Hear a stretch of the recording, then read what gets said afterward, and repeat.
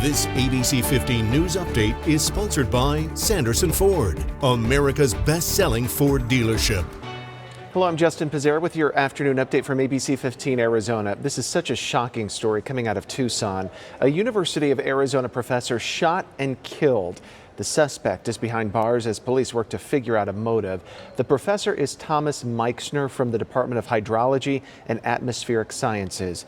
The shooting happened in the Harshbarger building, and police say that they got a call about a former student who was in the building and he was not supposed to be there. Students on campus got text alerts about that shooting.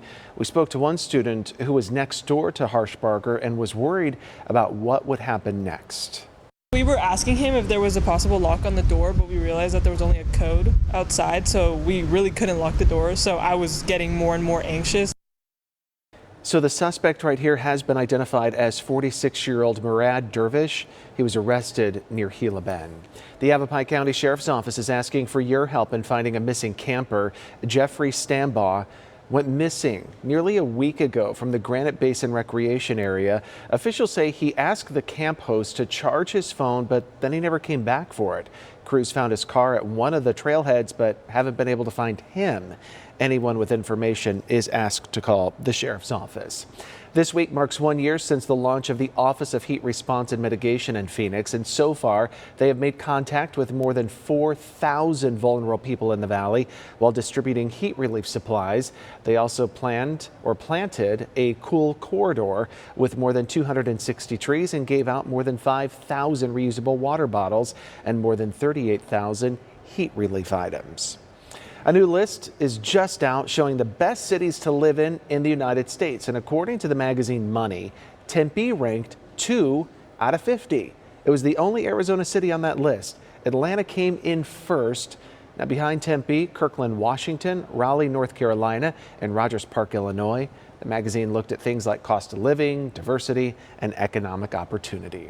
Arizona has a long history of UFO sightings, but a new study shows that our state is a hot spot for UFOs. We rank 7th in the nation with a total of 4,721 UFO sightings. California has the most sightings. Now, in the last 5 years, the same data shows that there have been nearly 1,000 UFO sightings for every 100,000 residents.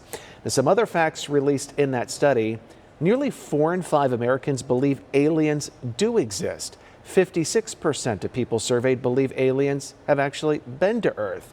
One of the most popular phenomenons, of course, in Phoenix is called the Phoenix Lights. Thousands of people reported seeing a V-shaped light formation in the sky over the valley. This was back in 1997. There has still been no explanation for it. If you're considering buying a smartwatch this holiday season, this next story, it may sway you.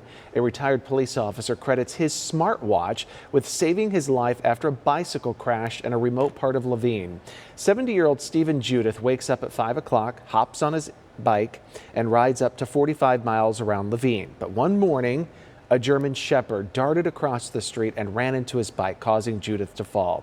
He fractured his tibia, his scapula, and several ribs.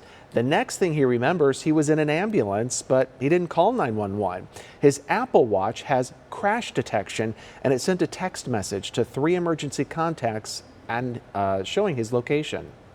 There's a part of me that wonders just how long I might have been there. I'm sure a car would have come by at some point, but most likely you and I probably wouldn't be talking right now. So he is still recovering from his injuries, but hopes to be back on that bike soon. Well, sometimes you just need to take a break and lay down for a nap. Now students at UArizona can do that in a nap pod. Check these out right here. It features a twin-size bed or massage chair, privacy and sound blocking curtain, charging stations, and ventilation fans. Pillows on the rack, as well as sheets and pillowcases for you to be used. Well, the campus had these before the pandemic and brought them back this week. Time for that most accurate forecast. I'm meteorologist Iris Hermosillo. The high today, 94 degrees in Phoenix, not far from the average for this time of year. Temperatures to our north in the 60s and 70s, and a better chance for storms around our state today. Watch for some scattered showers and storms in northern and eastern Arizona, also to our south. And there is a slight chance for storms in the valley. After about 2 p.m., that chance climbs to 10%, and then after sunset, that chance is up to about 20%. So like last night, we could see a few more showers and storms roll in after dark here in the Phoenix area. Then by the weekend, those storm chances get better, specifically on Saturday, and temperatures will get lower too. A high of 91 Saturday, and by Sunday, we're talking a high near 90 degrees. This upcoming week will keep those storm chances around too, at least the early part of the week, with highs continuing to top out in the low 90s. And those overnight lows, they're going to get cooler too, with lows falling into the 60s to 70s. Meanwhile, daily storm chances up north, with peak storm chances in the high country this weekend too. Get another update tonight. Until then, get the latest news, weather, and traffic at ABC15.com or by downloading the free ABC15 mobile app. This ABC15 News Update is sponsored by Sanderson Ford, America's best-selling Ford dealership.